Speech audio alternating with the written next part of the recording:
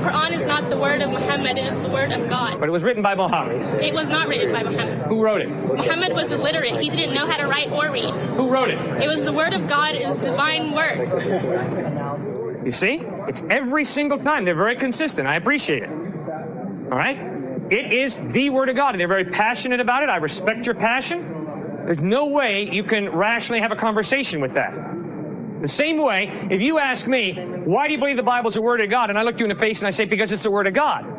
Rational discourse is broken down. My second philosophical problem with Islam is my Muslim friends inform me Matthew, Mark, Luke, and John are inaccurate. They're perverted gospel. In fact, it's been changed, they will say. Right, exactly. So then obviously the next question is, well, where are the unperverted ones? Unfortunately, my Muslim friends cannot produce the unperverted ones. Instead, what my Muslim friends ask me to believe is that a revelation that Muhammad had 500 years after Jesus, which obviously means Muhammad never met Jesus, that book, the Quran, is a more accurate presentation of the historical Jesus than the Gospels written by the eyewitnesses. Well, I'm sorry. Whenever I want to study an historical person, I don't go running to a guy who lived 500 years after the fact. I want to go to the eyewitnesses. I'm not going to trust Martin Scorsese to be my primary source of information about Jesus. Martin Scorsese never met Jesus. Neither did Cecil B. DeMille. I'm going to go back to Matthew, Mark, Luke, and John, who live in the first century, to be my primary source of information about Jesus. My third philosophical problem with Islam is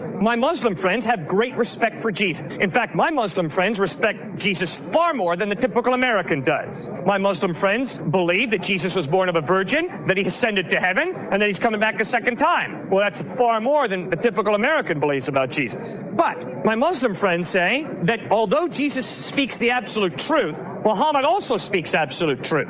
And the problem is they contradict each other on certain points. You cannot have A be absolute true and then B be absolute true if A and B contradict each other. Because that does nothing then but to allow for C to come along, claiming C is absolute truth, in spite of the fact that C contradicts both B and A. You cannot have an absolute truth contradicted by another absolute truth. Did Jesus ever claim to be God? Yeah, he sure did. John 8:58, Jesus says, before Abraham was born, I am. In John 10:30, Jesus says, I and the Father are one. In John 14:9, Jesus says, he who has seen me has seen the Father. Clearly, Jesus claimed to be God. So he was both human and God at the same time? That's what he claimed. Maybe he was a lunatic, but that's what he claimed. He wasn't a lunatic. He was a prophet. Well, he claimed to be God in human form, which means he's more than a prophet. He's God in human form. But That's what he claimed. God is something that's superior to human form, so it doesn't make sense for God to be human because he wouldn't necessarily be higher than the other. All right, first point is God is not something. The Bible says that God is someone, a personal being. And it's totally possible for a personal being who's the creator